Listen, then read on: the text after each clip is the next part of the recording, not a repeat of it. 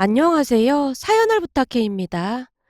오늘의 사연을 소개하겠습니다. 글을 시작하기에 앞서 제 친한 친구들부터 소개하겠습니다. 제게는 상미와 은서라는 친한 친구가 있습니다. 우리 셋은 대학 내내 붙어 다닐 정도로 정말 친하게 지냈어요. 대학 시절 상미와 은서는 우리 집에도 자주 놀러 왔었는데요. 우리 엄마 음식 솜씨가 워낙 좋다 보니 자주 와서 놀다 가곤 했어요. 부모님도 상미와 은서를 참 예뻐해 주셨거든요. 특히나 상미는 우리 부모님을 잘 따르며 저를 많이 부러워하곤 했어요. 상민의 부모님과는 참 많이 다르다는 말을 항상 했으니까요. 그렇게 우리 셋은 대학을 졸업하고도 한 달에 몇 번씩 만날 정도로 친하게 지내고 있었습니다. 그러던 중 제게 기가 막힌 일이 일어났는데요. 제가 취업을 하고 한 3년 정도가 지났을 무렵 부모님께서 교통사고로 세상을 떠나셨거든요. 외동이었던 저는 너무나 큰 충격으로 인해 한동안 병원 신세를 져야만 할 정도였어요. 그런 제 곁을 지켜준 건 은서였습니다. 은서는 장례식 내내 제 곁을 단 한 번도 떠나지 않았을 정도였는데요. 다만 상민은 회사 일이 바쁘다며 잠깐 얼굴을 비쳤을 뿐이었어요. 그동안 워낙 친하게 지냈던 친구였기에 조금은 서운한 마음이 들기도 했지만 그래도 장례식장을 찾아준 게 어디냐며 스스로를 위로했습니다. 다만 그런 상미와는 다르게 시종일관 제 곁을 지키며 아무 말 없이 저를 위로해준 은서에게 고마운 마음이 든 건 말할 것도 없었고요. 아마도 그때부터 은서와 저는 더욱 끈끈한 사이가 되었던 것 같습니다. 왜 그런 말이 있잖아요. 어려울 때 곁을 지켜준 친구가 진정한 친구라는 말이요. 은서는 제게 그런 친구였습니다. 하지만 상미는 우리 부모님이 돌아가신 뒤부터 저를 피하는 듯한 그런 느낌이었는데요. 왠지 모르게 저를 귀찮아했다고 해야 할까요? 그날도 은서와 둘이 식사를 하던 중 제가 은서에게 물었어요. 은서야, 그동안 내가 힘들어서 니들한테 많이 기댔는데 니들도 많이 힘들었지? 힘들긴 뭐가 힘들어. 갑작스레 부모님이 돌아가셨는데 당연한 거 아니겠어? 나 같아도 그랬을 거야. 그러니까 그런 말 하지 마. 아니, 그냥 느낌인지는 모르겠지만 요즘 들어 상미가 날 피하는 느낌이 들어서 말이야. 그건 네 생각이 맞을 거야. 상미가 좀 이상해진 건 맞아. 오늘도 너 만난다고 하니까 바쁘다고 바로 말을 바꾸더라고. 내가 상미한테 무슨 잘못이라도 한 건가? 그런 건 아니고 난 그동안 조금 쎄하긴 했었는데 쎄하다니 그게 무슨 말이야? 사실 상미 성격이 좀 그렇긴 해. 예전부터 대학 친구들 사이에서도 말이 많긴 했잖아. 아, 친구들을 좀 가려서 사귄다는 말? 맞아. 상미 걔는 무조건 자기보다 잘 사는 친구들만 사귀고 다녔잖아. 그런 친구가 아니면 말도 잘 안 했다고 하더라고. 근데 우리는 상민애보다 잘 살아서 우리한테 딱 붙어 있었다라는 말도 많았어. 사실 나도 치사해서 이런 말 안 하려고 했는데 우리 셋이 같이 식사하거나 하면 상미가 바깥 계산한 적이 몇 번이나 있었냐? 항상 돈이 없다면서 미안하다고 불쌍한 표정 짓고 그랬잖아. 그럼 너랑 내가 그냥 계산했고 말이야. 그런 상미 모습이 좋아 보이진 않았어. 왠지 모르게 조금 얄미웠다고 해야 할까? 그런데 이번에 네가 큰일 치르면서 다시 한번 깨달았잖아. 라며 은서가 잠시 제 눈치를 보는 듯 했는데요. 왜? 내가 모르는 무슨 일이라도 있었던 거야? 아니 그게 말이야. 사실 우리 셋은 절친이나 다름없는 사이였잖아. 근데 장례식장에 얼굴만 빼꼼히 내비치고는 그냥 가버리는 모습이 좀 그렇더라고. 그냥 얘는 나한테 힘든 일이 생겨도 이러겠구나 싶은 생각도 들더라고. 그거야 회사 일이 바빠서 그랬다고 했잖아. 우리가 친구 사이지 친척은 아니니까 회사에 말하기 그렇기도 하고. 물론 나도 그런 줄로만 알았는데 장례식 끝나고 대학 친구들 SNS에서 우연히 친구들이 술 마시러 간 사진을 봤거든? 근데 거기에 상미가 있더라? 날짜를 보니까 너랑 내가 장례식장에서 밤새던 그날이었어. 그거 보고 나 진짜 충격받았잖아. 그 뒤로 상미가 전혀 다른 사람처럼 보이고 얼굴 보는 것 자체가 불편하더라고. 내가 보기엔 그 친구도 상미가 좀 마음에 안 들었던 것인지 마치 우리 보란 듯이 그렇게 상미 사진을 크게 찍어서 올려놨더라고. 그렇잖아. 그 친구들은 그렇다 치더라도 상미가 그러고 있는 건 진짜 아닌 거잖아. 그러니 그 친구들도 상미 보고 조금 놀란 것 같더라고. 은서가 실망 가득한 표정으로 어렵게 말을 마치고는 애써 제 눈을 피하고 있었어요. 그리고 저 또한 은서의 말에 큰 충격을 받은 건 말할 것도 없었고요. 결국 제가 잔뜩 실망을 한 채 은서에게 물었어요. 진짜? 그날이 확실한 거야? 맞다니까. 암튼 난 앞으로 상미 얼굴 못 볼 것 같아. 진짜 실망했거든. 너네 부모님 살아계셨을 때 상미한테 좀 잘하셨냐? 근데 다른 사람도 아니고 상미가 그랬다는 거에 진짜 충격받았어. 은서의 말에 저도 큰 충격을 받을 수밖에 없었는데요. 저는 은서와 상미가 정말 소중한 친구라고 생각하고 있었거든요. 암튼 그 뒤로는 상미와 자주 만나지 못했던 것 같습니다. 우리도 상미에게 연락을 잘 하지 않았지만 상미도 우리에게 따로 연락을 해오지 않았거든요. 그리고 저는 부모님과 함께 살던 집을 전세로 돌리고 고모집 근처에 있는 작은 오피스텔에 들어가서 살게 되었어요. 평소 제게 잘해주던 고모가 오며 가며 반찬부터 이것저것들을 챙겨줬거든요. 워낙 가까운 곳에 살았기에 고모 집에 자주 가서 지내기도 했고요. 고모와 고모부는 참 좋은 분들로 부모님께서 돌아가신 뒤 모든 것들을 두 분이 다 알아서 처리해 주실 정도였어요. 이사를 하던 날 은서가 와서 이사를 도와줬는데요. 그동안 은서도 우리 집에 자주 놀러 왔었던지라 집안을 살피던 은서가 눈물을 훔치기도 했어요. 우리 여기서 항상 즐거운 시간을 보내곤 했었는데 두 분이 너무 보고 싶다. 그러게 추억이 많은 곳이라 이사 가려니까 나도 발이 안 떨어지긴 하네. 제 말에 은서가 집안 곳곳을 사진 찍기 시작했는데요. 아마도 그동안의 추억을 간직하고 싶었던 모양이었어요. 그리고는 이사를 하고 며칠 뒤 은서가 SNS에 우리들의 추억 이야기와 함께 부모님 집 사진 몇 장을 올리며 제가 이사 간다는 말을 적었다고 하는데요. 그 사진으로 인해 어마어마한 일이 일어날 줄 누가 알았겠습니까? 은서가 SNS에 사진을 올리고 며칠 뒤 상미에게 연락이 왔습니다. 윤지야, 잘 지냈어? 오랜만이다. 그렇네. 오랜만이네. 근데 그동안 연락 한 통 없던 네가 웬일이야? 아무래도 제 말태가 부드럽지 않았던 모양으로 상미가 서운하다는 듯이 말했어요. 내가 연락을 못한 건 니들 때문이지. 어느 순간부터 니들이 날 피했잖아. 그러니 내가 선뜻 연락을 할 수가 있었겠냐? 저기 상미야, 무슨 일인지 모르겠지만 내가 지금 바빠서 말이야.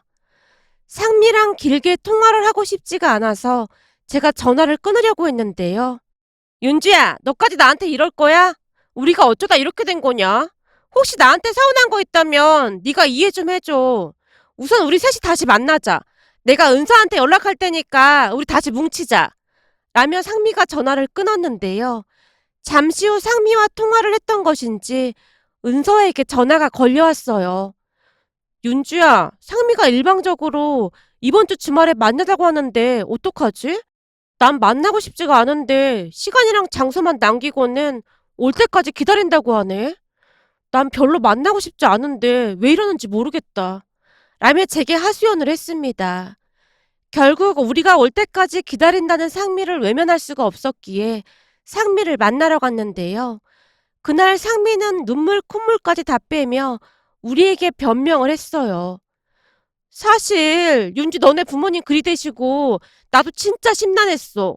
심란했다기보다 그냥 너무 슬퍼서 아무것도 할 수가 없었어. 니네 부모님이 나한테 진짜 잘해주셨잖아. 그래서 그랬는지 돌아가셨다는 게 믿겨지지가 않았어. 장례식장에서 두 분 영정사진 보는 것도 끔찍했고 말이야. 나라고 윤주 네 옆을 안 지키고 싶었겠냐? 니들이 믿어줄지는 모르겠지만 암튼 내 마음은 그랬어. 라는 말까지 했어요. 상미가 어찌나 울면서 사과를 하던지 은서와 제가 큰 실수를 했다는 생각마저 들었는데요. 상미 마음도 잘 모른 채 우리가 오해를 하고 있었구나 하는 생각마저 들었거든요. 그 뒤 우리 셋은 오해를 풀고 다시 예전처럼 잘 지냈습니다.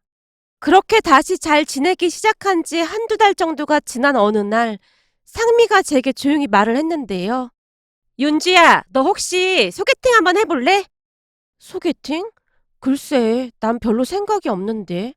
너 아직도 부모님 때문에 많이 힘들잖아. 계속 생각나고 그렇잖아. 아무래도 너무나 갑작스런 일이어서 부모님이 자꾸 생각나긴 하지. 거봐, 이럴 때일수록 생각을 분산시킬 필요가 있는 거야.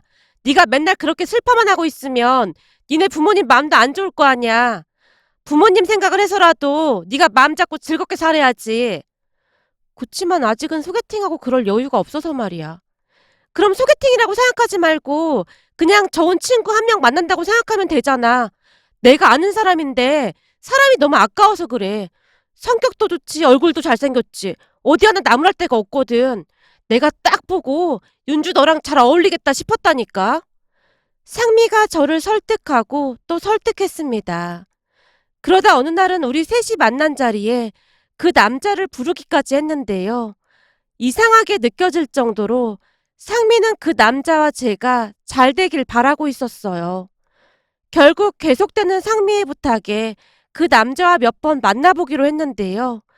처음에는 너무나 갑작스러운 상황에 거부감이 들었지만 남자는 놀랄 정도로 배려심이 많은 그런 사람이었어요. 마치 저에 대해 모든 것을 공부한 게 아닌가 싶을 정도였는데요. 제가 견과류 알레르기가 있다는 것도 미리 알고 있었거든요. 어느 날 한 식당에 가서 주문을 하던 도중 남자가 식당 직원에게 물었어요. 이 음식에 혹시 땅콩이나 호두 같은 게 들어간 건 아닌 거죠? 남자의 말에 제가 놀란 채 오히려 다시 물었을 정도였어요. 나한테 땅콩 알러지가 있다는 거 어떻게 알았어요? 그런 거야 당연히 알고 있어야 하는 거죠.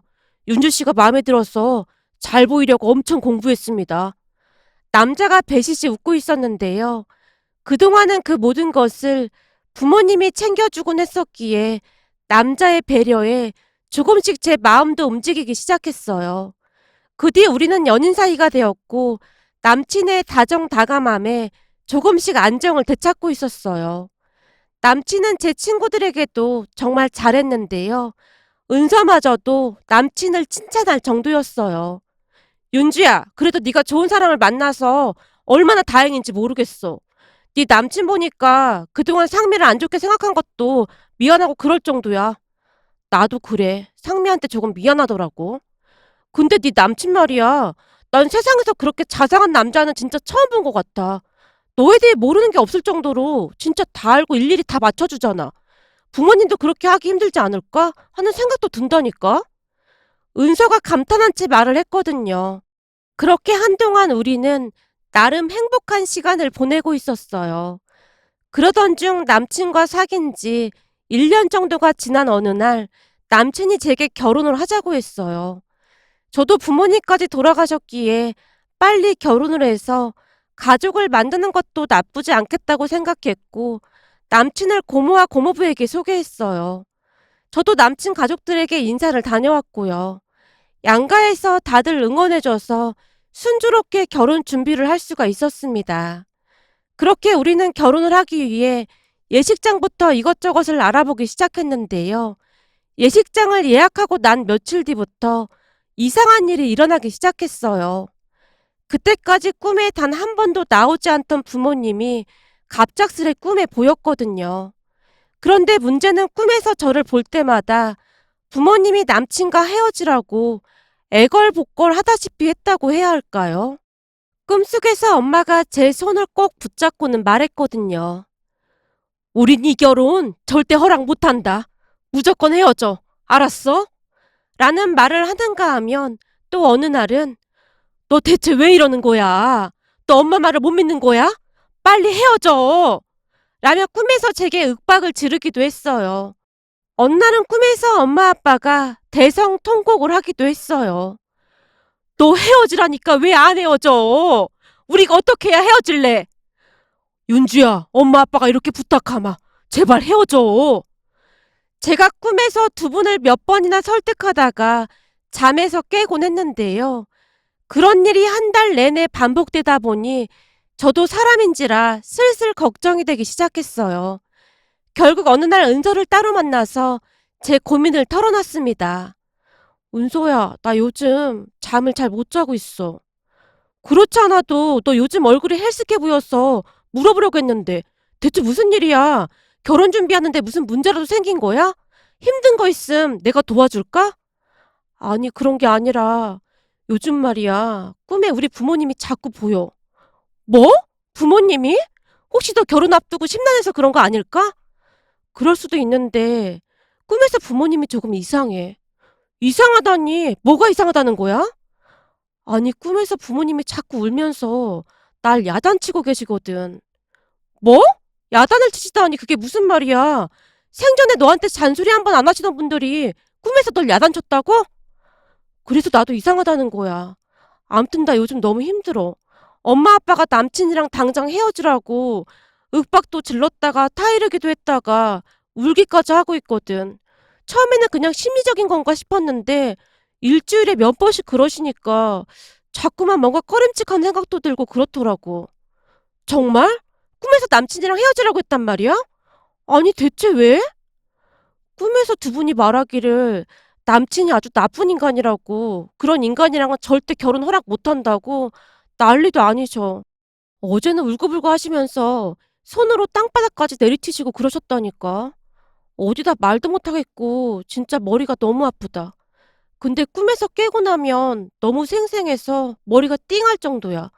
이게 꿈인지 생시인지 한참을 생각한 적도 있어. 내 생각엔 뭔가 이상하긴 해. 한두 번 나온 것도 아니고 일주일에 몇 번씩 나오셨다면서. 말도 마. 일주일에 한 세네 번은 나오시는 것 같아. 그러니 걱정이 안 될 수가 없잖아. 은서야, 나 어떡하지? 너무 불안해서 일도 손에 안 잡혀. 글쎄, 근데 확인은 해봐야 할 것 같아. 확인? 무슨 확인? 그렇잖아. 부모님이 꿈에 나와서 그렇게까지 하시는데 그냥 모른 척 할 순 없는 거잖아. 니네 고모랑 고모부한테 상의를 해봐. 이런 일일수록 어른들께 물어보는 게 제일 좋은 거야. 은서가 제게 진심으로 조언을 해줬어요. 결국 다음날 고모 집에 찾아가서 두 분께 있는 사실 그대로를 말했는데요. 두 분도 많이 놀란 듯 서로 마주본 채 말을 아끼고 있었어요. 그러다가 고모가 제게 물었고요. 네 남자친구를 누가 소개해줬다고 했지? 친구 상미라고 고모도 알잖아. 상미가 소개해줬어. 그래? 상미랑은 많이 친하다고 했지? 그럼 대학 때부터 계속 어울려 다녔는걸? 엄마 아빠 살아계셨을 때 상미가 우리 집에도 자주 놀러 오고 그랬어. 근데 장례식장에서 난 은서밖에 못 본 것 같은데. 그렇게 친한 친구인데 장례식장에는 왜 안 온 거야? 오긴 했는데 잠깐 얼굴만 비추고 갔어. 부모님이 자기한테 너무 잘해줘서 부모님 영정사진 보면서 너무 힘들어서 오래 못 있었대. 그래? 그래도 그건 좀 이상한데. 아무튼 그 상미란 친구가 소개해줬다 그 말인 거지? 그래서 더 안심이 됐던 거고. 알았어. 그럼 우리가 확인을 좀 해볼 테니까 넌 그냥 아무한테도 내색하지 말고 있어봐. 확인을 어떻게 하는데? 그건 우리가 알아서 할 테니까 걱정하지 말고 입조심이나 하고 있어. 괜시레 우리가 뭘 확인한다고 했다 그런 말 입 밖에도 꺼내지 말라 그 말이야. 결혼이 얼마나 중요한 건데 잘 확인해봐야 할 거 아니야. 나도 요즘 꿈이 영 뒤숭숭했거든. 알았어. 그럼 난 그냥 조용히 있을게. 그 뒤 저는 한동안 그냥 조용히 지냈습니다. 그러는 동안에도 꿈속에서 부모님이 계속 나오셨는데요. 어찌나 역정을 내시던지 이제는 무서울 정도였어요. 그렇게 한 보름 정도가 지난 어느 날 고모가 저를 불러서 고모 집으로 갔는데요. 그날 고모와 고모부가 충격적인 말을 꺼냈습니다. 너 잘 들어. 너 결혼할 사람이랑 당장 파혼해. 넌 어쩜 그런 인간이랑 결혼까지 하려고 했던 거야? 그런 인간이라니 그게 무슨 말이야? 너 상미라는 친구 걔 말이야. 걔가 네 절친이 맞긴 한 거야? 당연하지. 우리 셋이 엄청 친한 친구인걸? 널 어쩌면 좋니? 그렇게 사람 보는 눈이 없어서 어쩌면 좋아? 라며 고모가 그동안 있었던 일에 대해 상세하게 이야기를 해줬는데요. 고모부가 사랑까지 써서 남자친구 뒷조사를 했던 모양이었어요. 고모가 제게 화까지 내면서 다시 물었어요. 너 상미랑 네 남자친구랑 둘이 연인 사이인 건 전혀 몰랐어? 뭐? 연인 사이? 그게 무슨 말도 안 되는 소리야. 얘가 진짜 큰일 나겠네. 네 남자친구란 그 사람이 네 친구 상미에 숨겨둔 남자친구란다. 우리가 얼마나 기가 막히는 줄 알기나 해. 며칠 전에는 둘이 만나서 술집에서 이야기하는 것도 녹음해왔던데 상미가 너한테 네 남친을 왜 소개해줬는지도 전혀 모르는 거지? 왜 소개해줬는데? 내가 진짜 기가 막혀서 말이 안 나오네. 무슨 그런 인간을 친구라고 만나고 있어. 고모가 양미간을 잔뜩 찌푸린 채 미처 말을 잇지 못하고 있었는데요. 그때 당시 저는 내가 지금 꿈을 꾸고 있는 건가 하는 생각마저 들었어요. 고모의 말을 도무지 믿을 수가 없었거든요. 하지만 고모가 다시 말을 꺼냈습니다. 상미가 너한테 그 남자를 소개해준 이유가 니네 부모님이 남긴 그 아파트하고 보험금 때문이었단다. 뭐? 아파트하고 보험금? 그게 왜? 얘가 이렇게 순진에 빠졌다니까. 그 둘이 네 앞으로 남겨진 그 유산을 노리고 있었다 그 말이야. 그러니 네 부모님이 꿈에 나와서 그 난리를 쳤지. 네 부모님 아니었음 네 인생 진짜 나락으로 갈 뻔했어 이거사. 고모가 긴 한숨을 내쉰 채 남친과 당장 헤어지라고 소리까지 질러댔어요. 그렇게 알게 된 사실인데요. 사실 우리 부모님이 돌아가신 뒤 부모님이 살던 아파트를 제가 상속받았거든요. 우리 집 집안 상황을 잘 알고 있던 상미가 그 아파트와 보험금을 노리고 치밀하게 준비를 했던 거랍니다. 처음에는 그 말이 믿기지가 않아서 제가 고모에게 말을 했을 정도였어요. 고모, 근데 우리 결혼 이야기 나오면서 남친이 그 아파트 얘기는 꺼내지도 않았어. 우리 그냥 작은 빌라 같은 데 들어가서 살기로 했거든. 그것들이 아주 보통 얘기가 아니야. 둘이 아주 계획을 철저히 세웠더라고. 혼인신고하기 전에 네 재산 전부 빼돌려서 둘이 살 아파트까지 받았다고 하더라니까.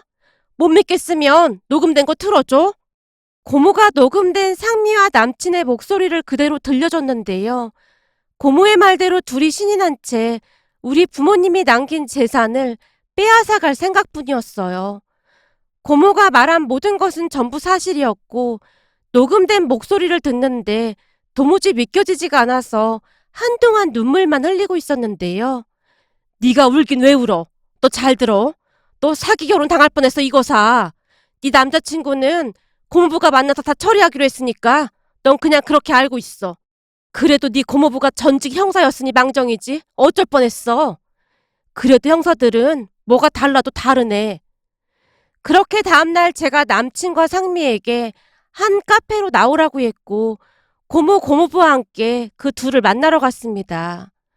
두 분을 보자마자 상미와 남친이 많이 놀란 얼굴이었는데요.